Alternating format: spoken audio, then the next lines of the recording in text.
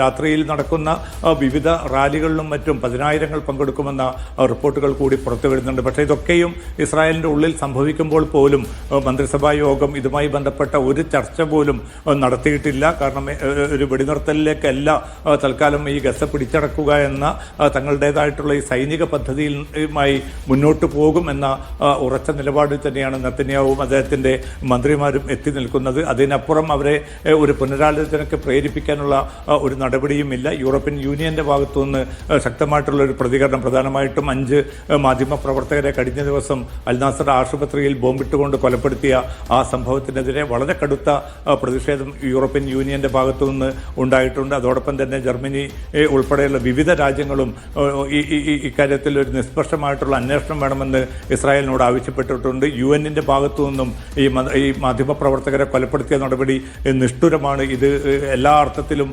അപലപിക്കപ്പെടണമെന്ന ഒരു പ്രതികരണമാണ് UN-ന്റെ ഭാഗത്തു നിന്നും ഉണ്ടായിരിക്കുന്നത്. പക്ഷേ ഇതൊന്നും തന്നെ ഒരു വെടിനിർത്തലിലേക്ക് നീങ്ങുന്ന ഒരു സാഹചര്യത്തിന് ആ അർത്ഥത്തിലുള്ള ഒരു സമ്മർദ്ദ നീക്കമായിട്ട് ഇനിയും പരിണമിച്ചിട്ടില്ല എന്നതാണ് ഏറ്റവും നിർഭാഗ്യകരമായിട്ടുള്ള വസ്തുത തന്നെയാണ്. ഈ ഗസ സിറ്റിയിൽ നിന്ന് ആളുകൾ പോകുന്നതിനെ കുറിച്ച്, ഇല്ലെങ്കിൽ അവിടെ ഇപ്പോൾ എത്ര ആളുകൾ തുടരുന്നു എന്നൊക്കെയുള്ള കണക്കുകൾ ലഭ്യമായിട്ടുണ്ട്. ഇപ്പോൾ 2 വർഷമാകാൻ പോകുന്നു ഈ ആക്രമണം. ഇസ്രായേൽ ഇങ്ങനെ ഈ കൂട്ടക്കുരുതി ആരംഭിച്ചിട്ട് അതുമായി ബന്ധപ്പെട്ടുള്ള കണക്കുകൾ പുറത്തു വരുന്നുണ്ട്.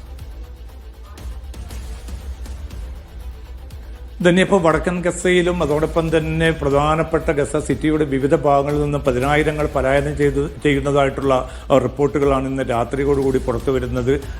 കാരണം നേരത്തെ തന്നെ ഇസ്രായേൽ മുന്നറിയിപ്പ് നൽകിയിരുന്നു എല്ലാവരും തെക്കൻ ഗസയിലേക്ക് നീങ്ങണമെന്ന്. പക്ഷേ വലിയ തോതിൽ ഒരു ആക്രമണം ഉണ്ടാകാൻ സാധ്യതയില്ല എന്ന ഒരു വിലയിരുത്തലിൻ്റെ അടിസ്ഥാനത്തിൽ ഈ പ്രദേശങ്ങളിൽ തന്നെ കഴിഞ്ഞുകൂടിയവർ പിന്നിട്ട് 2 ദിവസങ്ങളായി തുടരുന്ന വ്യാപകമായിട്ടുള്ള വ്യോമാക്രമണം അതോടൊപ്പം തന്നെ ഷെല്ലാക്രമണം മുൻനിർത്തിക്കൊണ്ട് പിന്നെ ഭീതി മൂലം അവിടെ നിന്ന് പലായനം ചെയ്യാൻ ഒരുങ്ങുകയാണ്. പക്ഷേ എവിടേക്ക് പിന്നെ നീങ്ങും എന്നത് സംബന്ധിച്ച ഒരു കൃത്യമായിട്ടുള്ള വിവരവും ഇസ്രായേൽ നൽകിയിട്ടില്ല. ഈ പോകുന്ന ഈ ആളുകൾ സഞ്ചരിക്കുന്ന ഭാഗങ്ങളിലൊക്കെയും വ്യോമാക്രമണം തുടരുന്ന ഒരു സാഹചര്യത്തിൽ ആളുകൾ കൊല്ലപ്പെടാനുള്ള സാധ്യത തന്നെയാണ് വർദ്ധിച്ചു വരുന്നത്. അതോടൊപ്പം തന്നെ ആശുപത്രികൾ നമുക്കറിയാൻ സാധിക്കും, അൽനാസർ ആശുപത്രിയുടെ ഒക്കെ ഈ ആക്രമണം വ്യാപിച്ചിരിക്കുന്ന ഒരു സാഹചര്യത്തിൽ ആശുപത്രികൾ പോലും രക്ഷയില്ലാത്ത ഒരവസ്ഥ രൂപപ്പെട്ടിരിക്കുന്നു. അതുമാത്രമല്ല, ഇന്നിപ്പോൾ ഏറ്റവും അവസാനം UN ഏജൻസികളുടെ ഭാഗത്തു നിന്ന് വരുന്ന റിപ്പോർട്ടുകൾ പ്രകാരം ഭക്ഷണം മാത്രമല്ല നിഷേധിക്കുന്നത്, കുടിവെള്ളം നിഷേധിക്കാനുള്ള നീക്കങ്ങൾ കൂടി ഇസ്രായേൽ ആരംഭിച്ചു കഴിഞ്ഞിരിക്കുന്നു. പ്രധാനമായിട്ടും ഗസ സിറ്റിയിലെ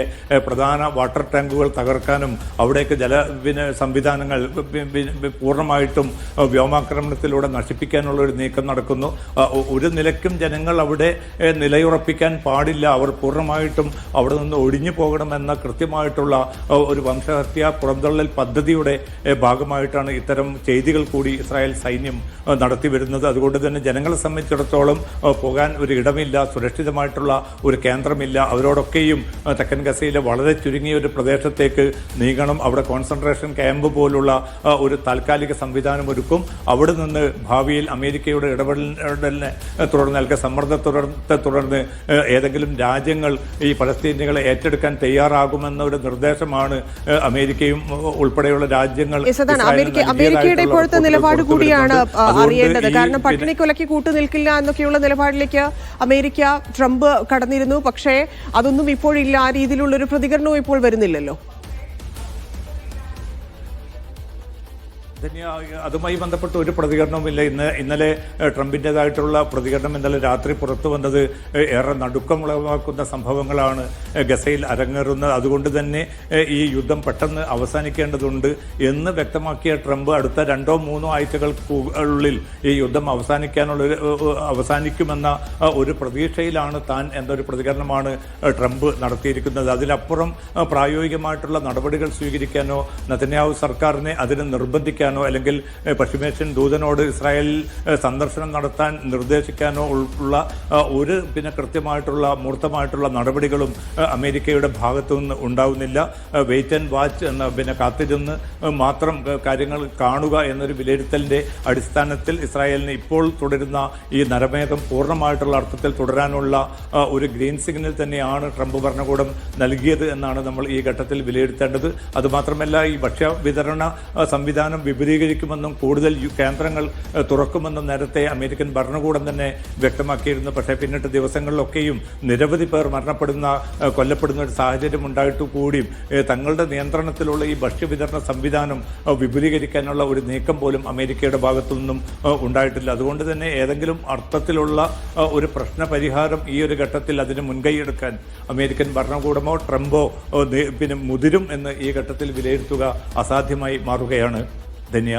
അപ്പം MCA ബന്ദികളുടെ കാര്യത്തിൽ ബന്ദികളുടെ ബന്ധുക്കളെ സംബന്ധിച്ച് വലിയ ആശങ്കയിലേക്ക് കടക്കുന്നു. അവരും ഈ പട്ടിണിയിലും ആക്രമണത്തിലും കുടുങ്ങിയിട്ടുണ്ട് എന്നൊക്കെയുള്ള കാര്യത്തിൽ വലിയ ആശങ്കയുണ്ടാവും. അതുമായി ബന്ധപ്പെട്ടുള്ള ശബ്ദങ്ങളും വലിയ രീതിയിൽ ഉയരുകയാണ്. കൂറ്റൻ റാലി നമ്മൾ കാണുന്നു. നേരത്തെ ഉള്ളതുപോലെയല്ല, നിരവധി ആളുകൾ അതിലേക്ക് വീണ്ടും പങ്കെടുത്തുകൊണ്ടിരിക്കുന്ന ഒരു കാഴ്ച കൂടി ഇസ്രായേലിനകത്ത് കാണുന്നുണ്ട്. എന്താണ് ഇസ്രായേലിൽ സംഭവിക്കുന്നത്? ഇസ്രായേലിൽ ഞാൻ നേരത്തെ പറഞ്ഞതുപോലെ തന്നെ വ്യാപകമായിട്ടുള്ള പ്രക്ഷോഭ പരിപാടികൾ പിന്നിട്ട ദിവസങ്ങളിലൊക്കെ നടന്നു. പക്ഷേ ഇന്ന് ഏറ്റവും ശക്തമായിട്ടുള്ള പ്രക്ഷോഭ പരിപാടികളാണ് പ്രധാന നഗരങ്ങളൊക്കെ കേന്ദ്രീകരിച്ച് ഇപ്പോൾ ഈ രാത്രിയിലും തുടർന്നുകൊണ്ടിരിക്കുന്നത്. ആയിരങ്ങളാണ് സ്ത്രീകളും കുട്ടികളും ഉൾപ്പെടെ വൻതോതിലുള്ള ജനാവലി ഈ പ്രക്ഷോഭ പരിപാടികളുടെ ഭാഗമായി മാറുന്നുണ്ട്. പ്രധാന പാത ഇന്ന് രാത്രിയോടുകൂടി പിന്നെ തെല്ലവീവിലെ പ്രധാന പാത ഇന്ന് രാത്രിയോടുകൂടി പൂർണ്ണമായിട്ടും അടച്ചിട്ടിരിക്കുകയാണ്. അവിടെ പ്രക്ഷോഭകരെ അവിടെ നിന്ന് മാറ്റാനുള്ള സുരക്ഷാ സേനയുടെ നീക്കങ്ങൾ പുരോഗമിച്ചു കൊണ്ടിരിക്കുന്നതായിട്ടാണ് ഇസ്രായേൽ മാധ്യമങ്ങൾ റിപ്പോർട്ട് ചെയ്യുന്നത്. പക്ഷേ ഇതൊക്കെ തുടരുന്ന ഒരു സാഹചര്യത്തിൽ ബന്ദികളുടെ പിന്നെ ജീവൻ ഏറ്റവും വലിയ അപകടത്തിലാണ് എന്ന തിരിച്ചറിവിലേക്ക് ബന്ദികളുടെ ബന്ധുക്കളും പ്രതിപക്ഷവും എത്തിച്ചേർന്നിട്ടുണ്ട്. കാരണം ഇപ്പോൾ നടക്കുന്ന ആക്രമണം കൃത്യമായി തന്നെ ഈ ബന്ദികളുടെ ജീവൻ പോലും അപകടത്തിലാക്കുമെന്ന് നേരത്തെ തന്നെ സൈന്യം മുന്നറിയിപ്പ് നൽകിയിരിക്കുന്നു. ഗസ സിറ്റിയുമായി ബന്ധപ്പെട്ട ഹമാസിന്റെ തുരങ്കങ്ങളിലായിരിക്കണം അവരെ പാർപ്പിച്ചിരിക്കുന്നത്. അവിടേക്ക് ഈ ആക്രമണം വരികയാണെങ്കിൽ ഈ ഇസ്രായേൽ നടത്തുന്ന ആക്രമണത്തിൽ തന്നെ അവർ കൊല്ലപ്പെടും. അത് ഒഴിവാക്കാനുള്ള പിന്നെ അതിശക്തമായിട്ടുള്ള ഒരു നീക്കം എന്ന നിലയ്ക്കാണ് ബന്ദികളുടെ ബന്ധുക്കൾ ഇപ്പോൾ ഈ ഒരു വെടിനിർത്തലിന് വേണ്ടി അതിശക്തമായിട്ട് അവർ രംഗത്ത് വരുന്നത്. കാരണം വേണമെങ്കിൽ ഈ യുദ്ധം ഒരു വർഷം മുമ്പ് തന്നെ നിർത്താമായിരുന്നുവെന്ന് ബന്ദികളുടെ ബന്ധുക്കൾ ഇന്ന് വാർത്താസമ്മേളനത്തിൽ വ്യക്തമാക്കുകയും ചെയ്തു. ഇപ്പോൾ നടക്കുന്ന ഈ ഒരു ആക്രമണം എന്നത് ഇസ്രായേലിൽ നെതന്യാഹുവിന് തന്റെ അധികാരം നിലനിർത്താനുള്ള തന്റെ സ്ഥാപിത താല്പര്യങ്ങൾ സംരക്ഷിക്കാനുള്ള ഒരു നീക്കത്തിന്റെ മാത്രം ഭാഗമാണ്. അതിനപ്പുറം പ്രായോഗികമായിട്ട് ഇസ്രായേലിന്റെ സുരക്ഷയുമായി ബന്ധപ്പെട്ട് ഇപ്പോൾ തുടരുന്ന യുദ്ധത്തിന് യാതൊരു പ്രസക്തിയുമില്ല.